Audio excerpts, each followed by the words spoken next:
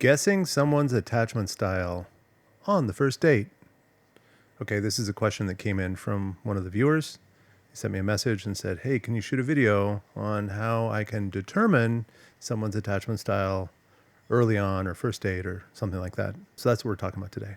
Hi, I'm Kirby. I'm a specialist in trauma and attachment theory, and I shoot these videos every day to try to help people. Hopefully that's working. It sure seems to be, and it warms my little heart. Yeah, thank you everybody for the feedback and support that you've just poured out of the community since I started this channel. Well, really since I got serious about this channel. Okay, so today we're talking about early in the dating process, early in the meeting process, whatever. Are there surefire ways to guess or determine someone's attachment style? Yes. Can you do it if you have not done the research? I guess that's the bigger question. Like, I believe I can usually determine someone's attachment style fairly quickly, sometimes within seconds. Not seconds, probably within 5 minutes of talking with them. But I mean, it's like I've spent probably thousands of hours getting familiar with this stuff and understanding the dynamics of it. So, but that's not you, right? You're probably clicked on this video and you're not one of those researchers or people that just got obsessively obsessed with this material. Okay, so how can I help you in this? And the thing that's arising inside me right now that is probably the best help for this is something I say about attachment theory in general, is that the labels are not helpful. The labels of anxious and preoccupied and avoidant and disorganized and all that kind of stuff. I mean, sure, secure, great. Like if we can say someone is actually secure, even that one's a little bit iffy, right? Because there's a difference between truly born secure, like you got the golden ticket in life and you came out with that you escaped that first 3 years with a secure attachment style. That's one thing.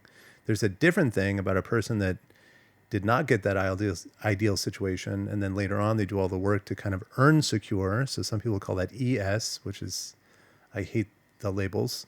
And then there's a totally different thing, which is someone who can pass an online test that will tell them that they're secure, because online tests are notoriously inaccurate as far as attachment style goes. I should probably do a video on that one. Okay, so we're talking about the rest of them, the people on the insecure spectrum. Is there a way to determine what their attachment style is? Let's dig past the surface level of this question and look underneath, because 90% sure that what's actually going on in this question is give me a way that I can stay away from avoidance. Because right now, people on the avoidant end of the spectrum are getting just lambasted and attacked and demonized on the internet nonstop. And not saying that all avoidants are great. I'm not an avoidant apologist. I'm just saying that there's a lot of misinformation out there. There's a lot of misconception about what's actually going on. And I mean, you can keep believing if you want, but I'm about freedom and autonomy and finding a way out of the loops that keep us in the place of misery and bringing you to your best life. And that's what I'm interested in. And blaming others is not the way to do that. It just, anyway, that's the whole thing. In my opinion, every minute that I spent in my life blaming another, shaming another, or trying to point a finger at another person and saying that's the reason why I have these difficult emotions inside was just a moment of my life that was wasted. And there was thousands of them, thousands and thousands of those moments of my life that I wish I could go back and do over, because it's just like, it was a complete waste of time, a complete waste of energy. And knowing what I know now, it's like, oh my God, I could have had so many beautiful moments, so many great opportunities, so many wonderful adventures and lovely connections with people if I had just gotten past that egoic loop of blaming others and come back to myself and say, what I really need to focus on is bringing myself to a point of like unshakable security, safety, and confidence. And that's where I should be putting my energy. Okay, coming back to the question, how do I determine, how do I avoid the avoidance? But we'll get more than that. Drop the labels. That's step number one. Drop the labels. You're not looking for avoidance. You're not looking for anxious. You're not looking for secures even. Like, all of that is just a strategy to achieve safety. That's really what's going on. Is that at some point in the past, I was hurt. I felt a bunch of big emotions that felt really yucky, and I did not like it. And I don't want to do that again. And so, in my quest to understand what happened and how can I avoid ever experiencing those again, I go on the internet and I do all the research, and then somebody tells me it's like, oh, it's those big evil bad guys, right? It's the people that look like this, or it's the people that act like that, or the people that have this psychological label or whatever, right? And be like, okay, they're the big evil bad guys that I need to be watchful for. And that's just a method of control. That's just me trying to control my environment so I can avoid feeling uncomfortable emotions. Let that sink in for a second. It's just me trying to prevent, trying to control, trying to manipulate, all of this just so that I can avoid feeling uncomfortable emotions. I can avoid feeling hurt. I can avoid feeling pain. I can avoid feeling unwanted. I can avoid feeling this thing that we're going to call heartbreak, or at least that I call heartbreak, right? I'm going to avoid feeling disrespected. I'm going to avoid feeling like I'm bad, unworthy, less than, whatever, right? All those feelings are yucky. True. I don't like feeling them. True. I feel justified in trying to control my environment to try to avoid feeling them. Okay, you can feel that way. And you can even adopt that strategy. You can even pursue that. But what happens? It creates a lot of anxiety, because it's like, can I adequately control the situation around me so I can avoid feeling pain? And controlling our reality is very difficult. And we can oftentimes believe we can do it, and we're not actually that good at it. And so the actual reality slips through, and now I'm here and I've done everything I can to try to control it and push it away and protect myself from these big evil bad guys. And now it's here anyway. And it's like, my efforts didn't work. My vigilance didn't work. My preparations didn't work. And it's like, I need to become more vigilant. I need to prepare more. I need to gather more information. I need to push more people away. And I need to have bigger, stronger, fiercer boundaries, whatever, right? Do you understand the dynamic that's going here? I seek out the idea of wanting to understand their attachment styles so that I can classify them. I can look for 2 or 3 traits and then classify them as a bad guy, and then be like, F you, I'm out of here. You're the evil bad guy. I'm going to protect myself from this guy. Whoop, away we go. Sure, that's the strategy. No one can stop you. If that's the strategy you want to engage, no one can stop you in that. But people are asking me my opinion on this. And my opinion on this is that it's far, far better, more powerful, more uplifting, more heart opening, more alive. Yeah, every aspect of it is superior to say, I feel safe in myself.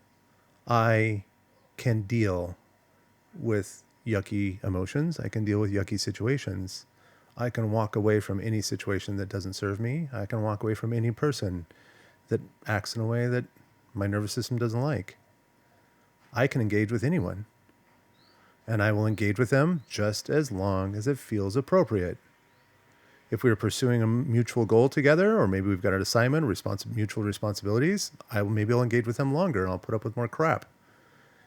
If this is a simple dating arrangement and it's just like, I don't really feel like I want to hang out with this person, I don't hang out with that person. Right? Bring the power back to self. Bring the understanding and the love and the caring and the nurturing energy back to self. So I can sit here and be like, I am on top of the world. I'm awesome. I don't need anything from you when I sit down at the table and there's my date. This is like, I'm here to figure out who you are. And I'm here to share the truth of who I am. Let's talk. Let's engage. Let's be vulnerable. Let's stand in the place of uncertainty and be and share and express opinions and listen and be like, ooh, you just said something that doesn't feel so good for me. Why does that not feel so good for me? It's just like, you just said something that really reminds me of a person in my past, and I have a lot of pain associated with that person. And it's just like, so now my system, my nervous system, my subconscious, whatever, is now trying to associate that pain with you. Here, before I let that process complete to the point that I just judge you as a big evil hellspawn, how about I just ask you, what was your intention when you shared that? What is your inner world like? What is the thing inside you that motivates you to express in this way, or treat the waiter in that way, or talk about women in this way or men in that way, or whatever? Right? What is going on inside? I am legitimately interested in understanding how you work, what your inner world is like. That's being vulnerable. That's being exploratory and curious. That's staying grounded in my center and allowing another person to be who they are. Because that's what it's about. Be yourself. I want to know you as yourself so I can understand you, and I can then decide if we're in alignment. Okay, so now we're going to get a lot of people that say, like, you're avoiding the question. Okay, so let's get back to the question. Is there a way to determine if a person, their attachment style? Yes. Again, drop the labels, look to the wounds, look to the fears. How much, on a scale of 1 to 10, how much is this person sitting across from you focused on me? Or focused on you, I guess, if it's you're in the image. You're on a date, there's a person sitting across from you. How much are they focused on you? Body language, eye contact, language, verbal language. How much are they turning away from other things and investing in the connection? We know that anxious, preoccupied, the preoccupied is very much, the preoccupation is with the connection with the other person. It's a constant monitoring of the connection. So if this person is inordinately and overtly focused on our connection, my availability, my capacity for connecting with them, my emotional availability, my physical proximity, right? If it seems like they're expending a lot of energy monitoring my closeness and the status of our connection, it's a very, very good chance that they have anxious behavior patterns. Another quick test for that one is you can say, hey, when was the last time you got really scared about something? And then listen with an open heart. When was the last time you got really angry about something? What was that like? What did you do about it? And then listen to see if they've got blaming energy. You can ask deeper questions like, have you ever had one of those times when you're with a friend or a loved one and you think everything is one way? Maybe you think everything's fine, and then you kind of suddenly realize it's not? And watch what happens. Watch the state of their nervous system. Is it contemplative? Is it curious? Is it kind of have just like a little tinge of sadness to it? Or is it more on the anger side of the spectrum? That question's moving into kind of the middle of ground, which we'll say is fearful, avoidant, or disorganized. But still, it's on the anxious, it's kind of on that anxious end of the spectrum. But, you know, of course, there's all these people that are saying, how do I determine if they're avoidant? Okay, ask the same questions. When was the last time you got super angry about something? And if you get answers like, I don't get angry, I don't remember, it just doesn't really happen that much. I'm usually just pretty even keel. Okay. When was the last time you got really sad about something? Well, you might get the same ones. Oh, it doesn't really happen. I don't really get sad. I'm kind of more of a good vibes only, or I just really like to just focus on the positive. But you might also get ones that are like, that sound like sadness. about something that's not a person. It might be a dog, or some sports team lost, or presidential campaign, or political rally, or you know something like that. And what they're doing is they're sharing sadness, but they're sharing sadness that has no vulnerability, right? I'm getting sad about something that has nothing to do with emotional connection with another human being. Boom. Likelihood of avoidance is very high. And I'm going to take this moment to clarify something that has come up in comments and emails and personal chats quite a bit lately.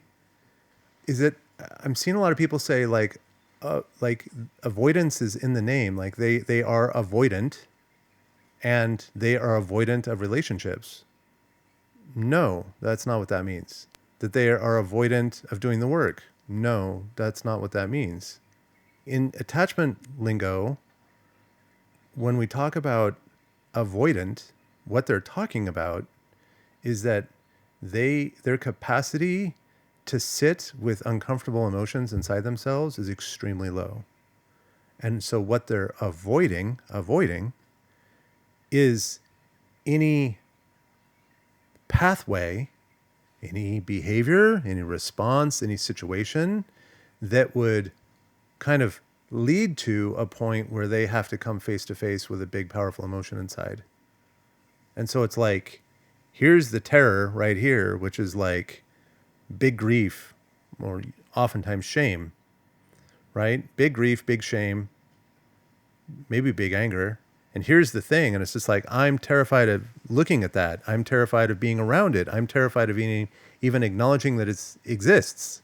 And so there's this kind of gets wrapped as almost like a psychic scar tissue and then kind of pushed down, but it's this big, powerful mass of emotions. And then we're over here, la da da da da, we're dancing or talking or whatever. And now you do something that expresses love or energy or connection or whatever to me. And I'm like, if I stay present with this person and the expectations that they just put upon me, that's their perception, not the reality. If I stay present in this situation, it's going to lead me to a place where I'm going to touch that bubble. I'm going to touch that place where it's just, there's all these big, powerful emotions, and I can't let that happen. And it's like, F no. And then there will be this rapid sequence of interconnecting defensive layers that will basically be like, nope, nope, nope, nope, nope, nope. And it will shunt away any possible emotional pathway that will lead to the big one. And it will literally just numb out their entire emotional subsystem, maybe.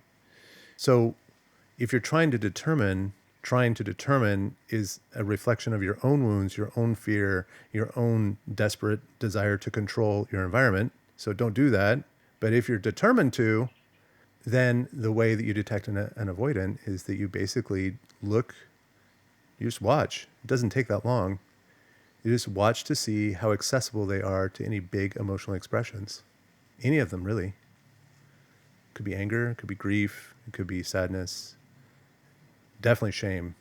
If you can talk with a person and they can openly express a situation in their life or a memory where they felt profound shame, and they can do it with an actual emotional connectedness and expression, there's there's a difference between like, oh yeah, this one time I was singing in front of third grade choir class and I, accidentally wet myself, right? And it's just this totally emotionally neutral, blah, blah, blah, blah, blah, right?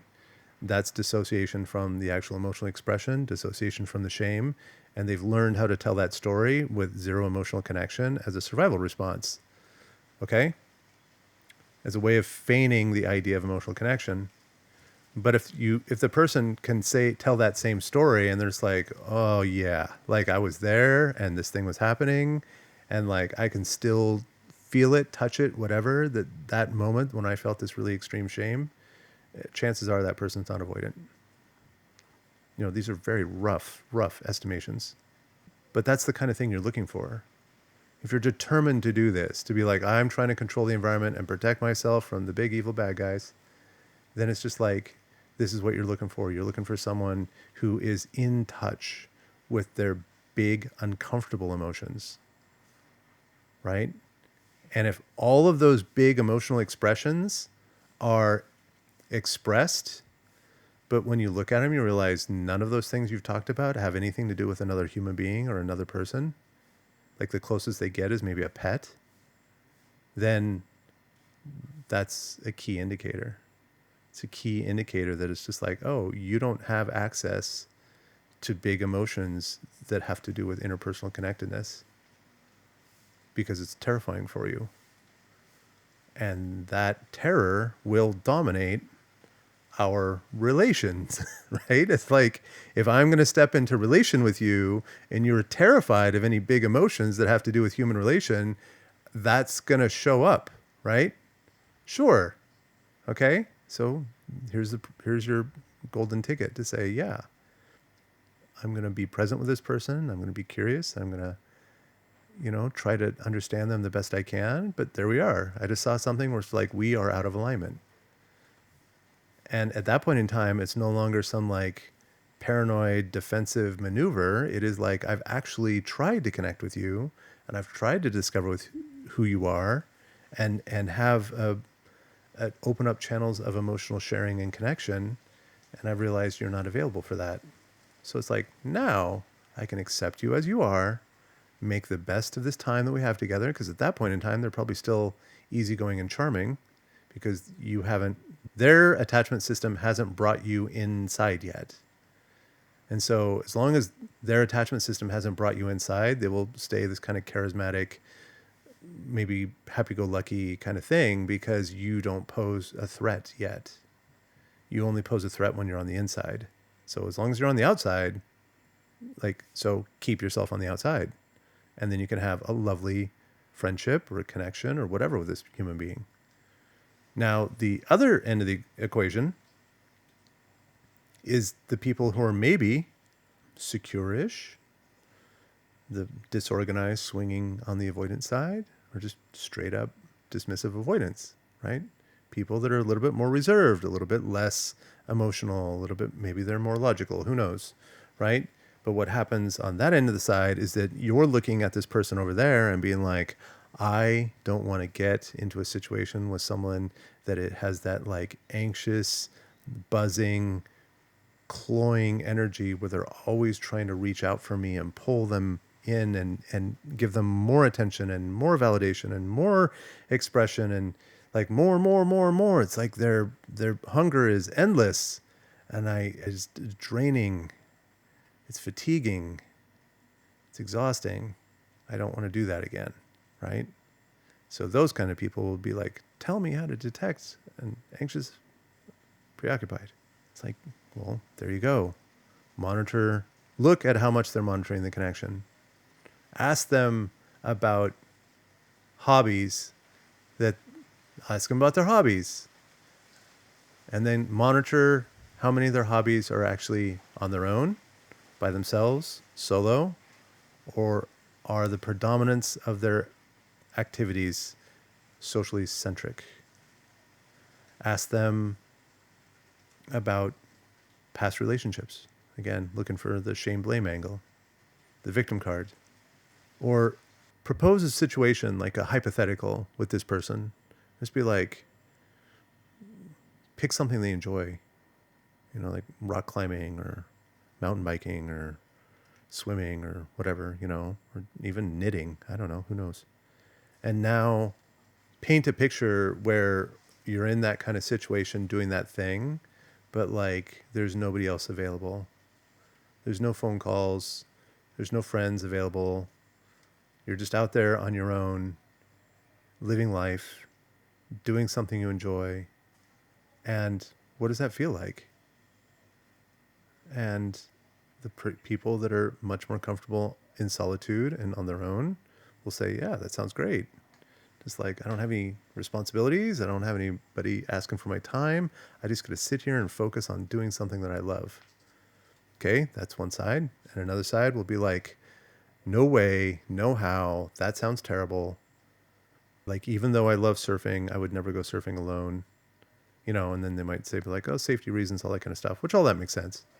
But they're showing you that there's this comfort with solitude. There's this discomfort with being in a situation where they're not constantly being reinforced by social validation. Very likely a person like that is going to have other anxious behavior patterns. There's a lot of questions like this. Lots. There's a million different ways you can kind of like explore this out and feel it out and just be like, what is going on with you?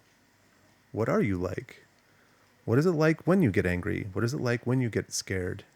What do you do about it? How do you process it?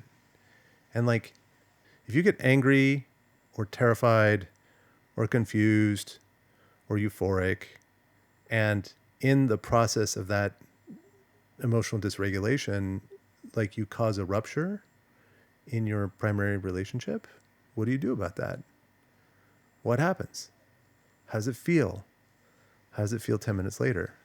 How does it feel 10 hours later? How does it feel 10 days later? Right? You can ask people about this because most of these people have been in relationships before and they actually have been through something like that where they had a major rupture. And it's like, how do you repair that? And in the process, how much accountability do you take? And what do you do?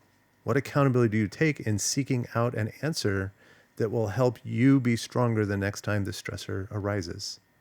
That's the kind of question you ask. And I think I'll close this off with a totally different take. And this is something that I've been noticing over the years as I'm working with stuff, is that like attachment style is not the metric to evaluate someone, because yes, it can cause stress and drama. It doesn't have to, right? It's a two-way street.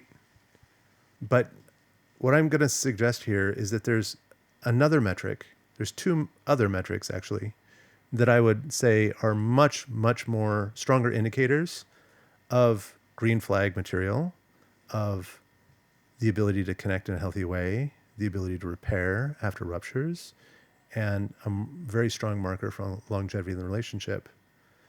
And those markers are accountability and humility. And I believe that those are far, far more important than anything that has to do with attachment style. Because you can have someone deeply, deeply wounded from childhood traumas that will create a prevalent, just a smattering of anxious behavior patterns across their life.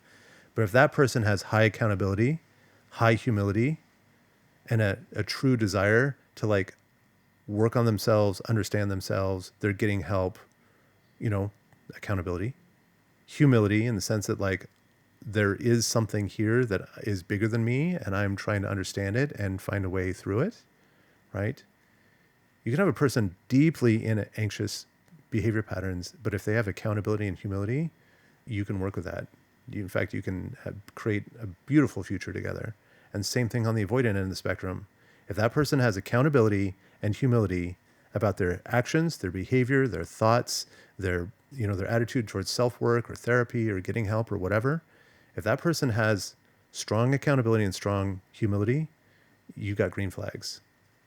Their avoidance does not matter, not nearly as much. And that's one of the tragic things you see in these places where it's like, a lot of people on one side get together and kind of scream about the other, is that the wounds that they're complaining about, the wounds that they're feeling, the emotional discomfort that they're feeling, usually has more to do with lack of accountability or humility than it does about their actual attachment style. But complaining about the attachment style is way better at selling clicks and likes and all that kind of stuff. It's way better of gathering the tribe together, to light up the torches and pitchforks and go storm the castle of, the big evil bad guy. Like that's, let's hate on those guys. They're evil. They're bad. They hurt us. But yet when you slow that down and you take a snapshot in time and you look at their behavior, you realize the people over here on this side, they're doing the complaining, they're lighting the torches, and they're pulling out the pitchforks, and they're ready to go just spew hatred, that their markers of accountability and humility are also very low. And then you say, well, actually, you guys are kind of in the same boat. It's like, yeah, one side's attachment over here and one side's attachment over there. But the real issue is that you're not taking accountability for your part in creating the dynamic. And you've got this sense of righteous justification about feeling the way you do and believing the things you believe, right? That it's just like, I am hurt and it is their fault. And it's just like, okay, you can believe that if you want. But the person that's humble, the person that's curious, the person that is actually interested in true, lasting change and revitalizing their life and moving towards freedom and joy, that person's going to be like, maybe it is their fault. Maybe they did do some big, nasty things. That's fine. But it's also like, what was my part in it? Because the person that's humble is not trying to stoke their ego and stoke their pride and, point out bad guys and all that. The person that's humble is going to say, like, maybe I should consider other options. And one of those options is that, like, maybe I did play a part in this. And if you doubt this at all, go read the comments. This video isn't even posted yet. Obviously, I'm still shooting it, right? But I am high degree of confidence that there's going to be comments down here of people talking about the times, the amount of time they spent blaming others. And when they finally got to a point where they pulled it back in and said, oh, this, like, yeah, they were a jerk, but yet I played a part in it. That transition you make to pull it inward and say, what was my part? What is my responsibility? What is my accountability? How can I change this? And that is when they escape the loop. That's when they really achieve true transformation in their lives. And they're just like, wow, I'm taking ownership of a larger and larger piece of my life, which means I get mastery over a larger and larger piece of my life. And I can now direct the direction I want to go, who I want to pursue, the dynamics I want to pursue, and I can move towards peace and joy and prosperity and this grounded security and awesomeness of myself, right? I don't know. That's my opinion. I think that's of all the various paths I've seen, I think that's the best one. And that's the one that I want to teach people. And that's one that I want to help expand as much as possible. I hope this video finds the eyes and ears of the people that enjoy it the most and will help benefit their lives. And thank you for watching. Peace.